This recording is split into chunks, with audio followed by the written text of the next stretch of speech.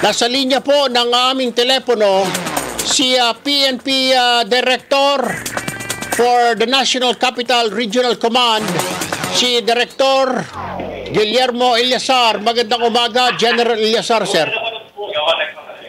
Magandang umaga, Erwin, at magandang umaga rin sa mga nakikinig sa inyong programa. Opo, sir, hingi lang po ako ng reaksyon dito sa inaprubahan ng Kongreso, ipinasa ng Kongreso, lowering the age of criminal responsibility to 9 years old from 15. Ano po reaksyon niyo rito, sir? Ito ba'y katanggap-tanggap? Ito ba'y hindi katanggap-tanggap? Ano ho ang base sa pananaw bilang isang law enforcer, sir?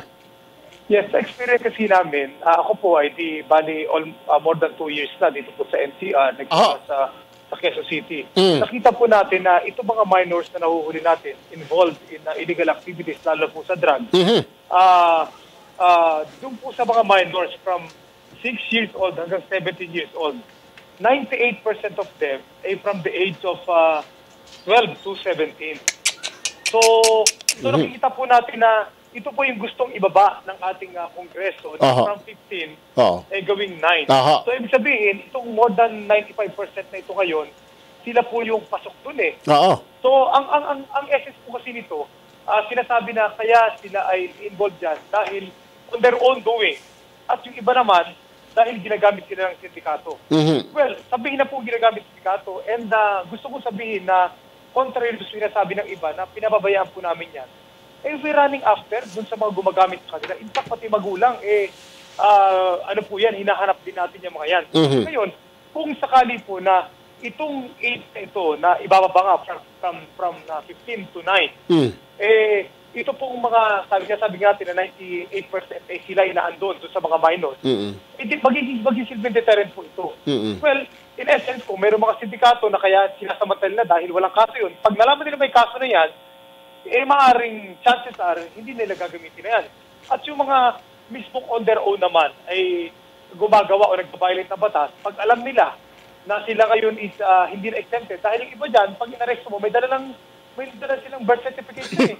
So, yan po, magiging deterrent yan. And it's very unlikely, kasi sasabihin naman po ng iba, binabalang natin yan, gagamitin na sindikato, hindi yung mga 5 years old na lang, 7 years old.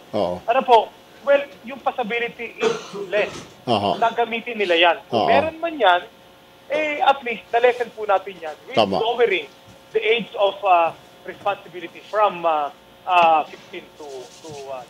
Actually, sir, sa ibang bansa, Singapore pala, hanggang 7 years old. Myanmar, na mga kapitbahay natin sa Southeast Asia, 7 years old din. Abay, Malaysia is 10 years old. Tayo lang yung yata na napakatanda na, 15 anyos para gutin. Sa ibang mga bansa, sa US is 11 years old. Great Britain, 10 years old. Biro mo mga first world countries sa general, sir.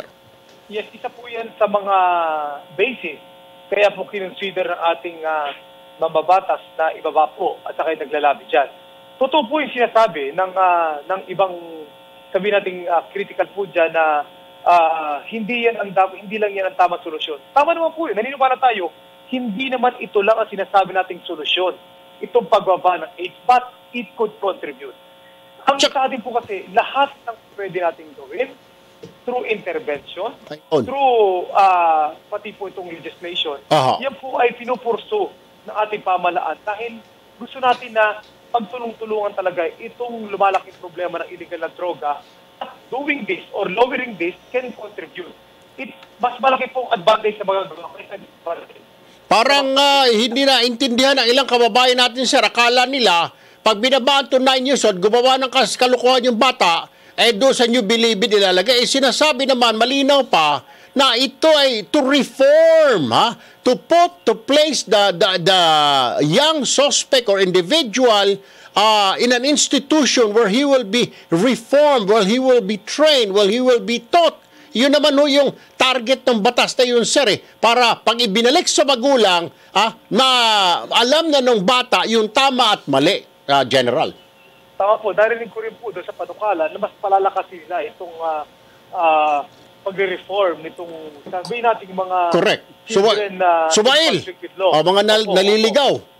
And pati na rin po yung sinasabi na ito po sa ating gagawing kinanukalang batas na ito, Aha. yung responsibilidad ng magulang ay pas palalakasin pa. To Oo. the point that they will be held responsible or liable dito po sa mga gagawin itong mga batang ito. Pero siguro at the same time, sir, ay isabay na rin siguro ng Kongreso, which I would agree, na lagyan ng bawat island, kunwari sa Luzon, maglagay ng isang institution dyan, malaking facility, sa Visayas, dyan siguro sa Cebu, sa Mindanao, dyan siguro sa Davao, lagyan ng malalaking facilities na run by the DSWD, pero may mga fences, pero tuloy-tuloy na meron silang education, elementary, high school education, gawaing bahay, ganun ho, di ho ba, pati yung good morals and right conduct na subject, dun dapat mag-focus pag habang sila ay nakadetine sa reformation. Dapat tawagin ito, hindi jail, kundi reformatory school o whatever, reformatory facility,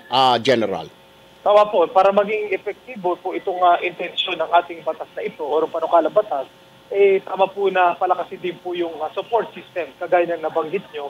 At gusto kong iparating din po sa ating mga kababayan na paiigtingin din po ng ating kapulisan itong paghahanap or pag-iimbestiga doon sa mga sinasabi nating grupo o individual o sindikatong responsible sa paggamit sa kanila. Pero kahit po gawin natin ito ngayon o gawin natin itong ating pinalakas na pag-iimbestiga dyan, malaking tulong pa rin kung ibababa natin itong age of responsibility or criminal liability ng mga ito dahil it will serve a deterrent aside from other factors na ating pinag-usapan. Very well said po, General Guillermo Eleazar, PNP, NCR. Maraming salamat, sir. Magandang umaga, mabuhay po kayo, General Eleazar, sir. Yes, maraming salamat, Erwin. Magandang umaga.